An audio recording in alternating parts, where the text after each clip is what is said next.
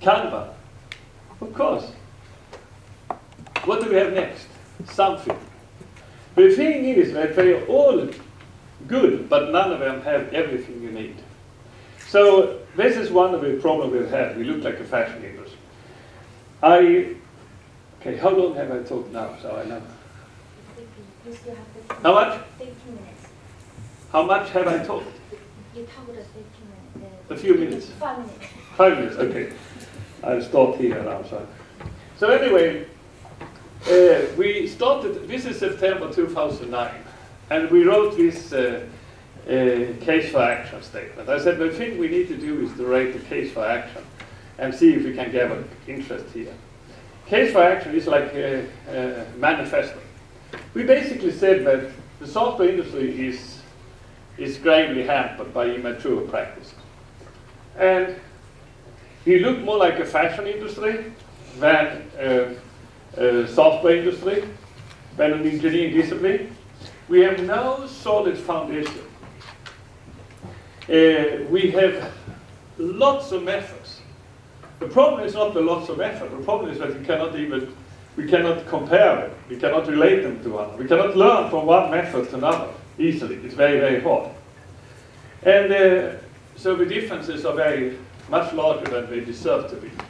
Then we have a problem that the relationship between academic research and industry is extremely poor. Less than 1% of all work done in the academic world is ever resulting in anything useful in the industry. Isn't that depressing? By the way, do you agree with that? Yeah. Isn't that depressing? The problem is we have no common base. So, and then there are other things we have no really. So we wrote and said, what do we want to do? We support a process to refound software engineering. Refound means basically re-engineer. Software engineering based on a solid theory, proven principle and best practices. And then, and this is the important thing, includes a kernel of widely agreed elements. And so on. This is what we call the grand vision of SEMAT. And it hasn't changed. We started to ask people if they wanted to agree with us, sign up for this. And we have had more than, and we stopped after 2 months. So we had 15 people. We have 35 people who signed up for it.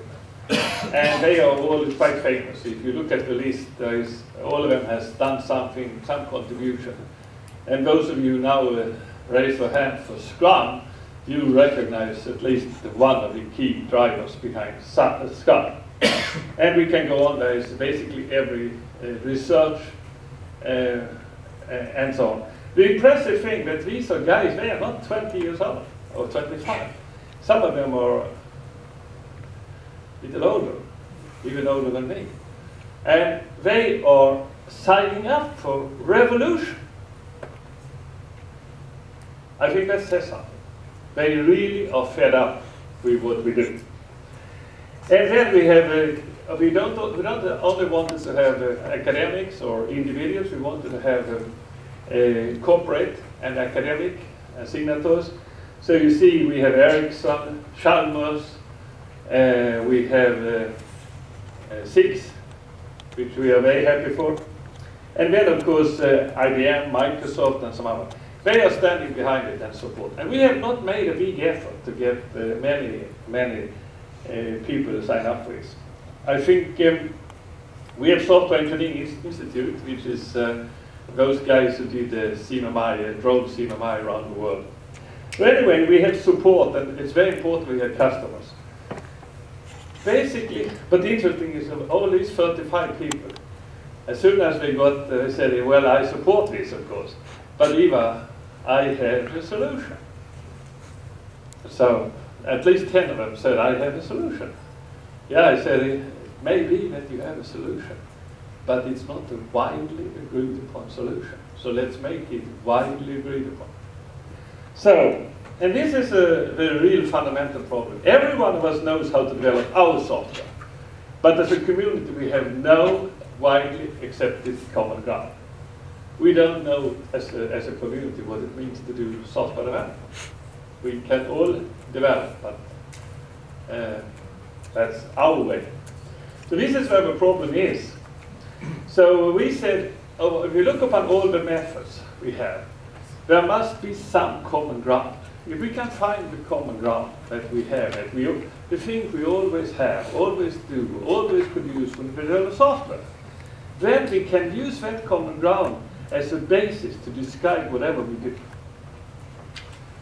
So this is something, actually this was done originally in my company. Ian was a leader of this initiative inside my company. And we developed a platform to do all, some of you have actually met it, it's called S-Work, and you can actually download it. So we did it first in my company, but then we felt, this cannot be right. We shouldn't sit with this ourselves. This is something we could, like the same thing with UML. You know, we had a UML in my company. Well, we had something that today would be called UML, definitely. Now, but we said this is not the right thing to sit in one company, another company has their own version of UML and so on. So we did a standard at that time. And this is what we feel we have to do now. So we start with the kernel. This is the thing that we always have, always do, and so on. Okay. I will talk more about it. I'm not going to discuss it so much. But the idea is that the kernel includes the essence of software engineering. That's where the core is. And Ian will describe it more concrete what it is. It can't be right, because 10 minutes ago you said, so since we talked, it's 7 minutes on it. So.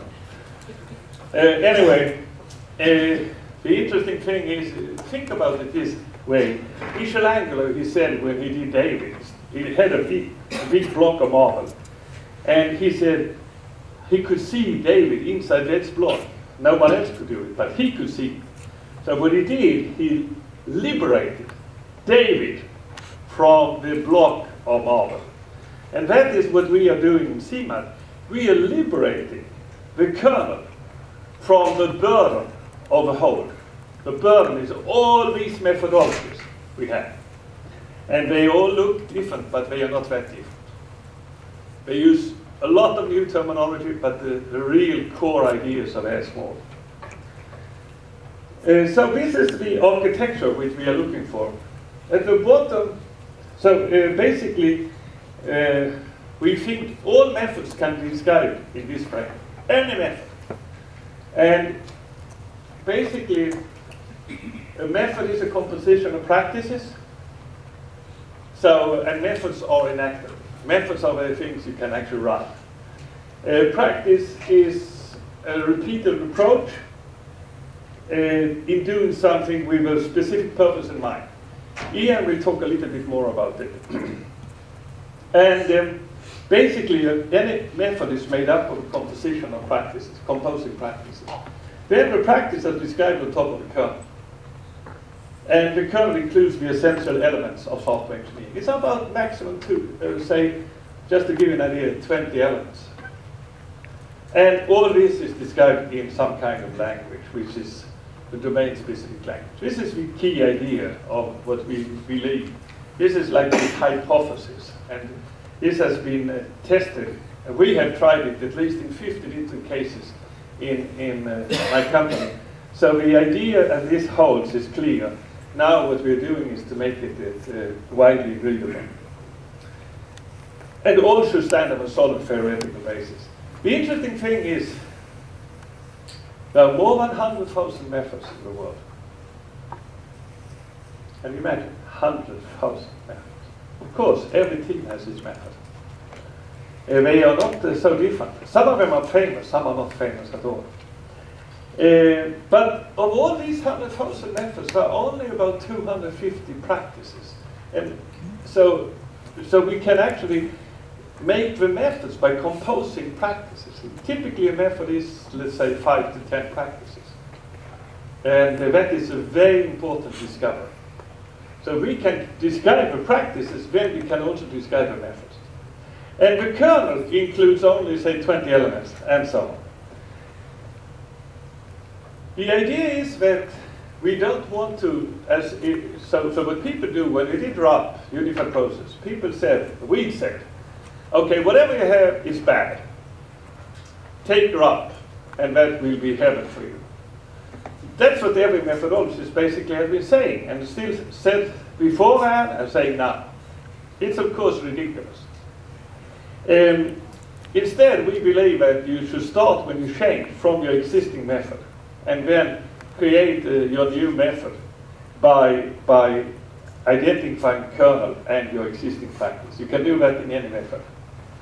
And that means you're prepared for the future, which means you can add practices. You have this, once you have got a better structure of your method, you can add new practices. And these practices can come from anywhere. So this is proven it works. What we are doing now is trying to make it widely agreed upon, and of course it becomes better. So it's no doubt. What work we're doing makes it much better than what we did.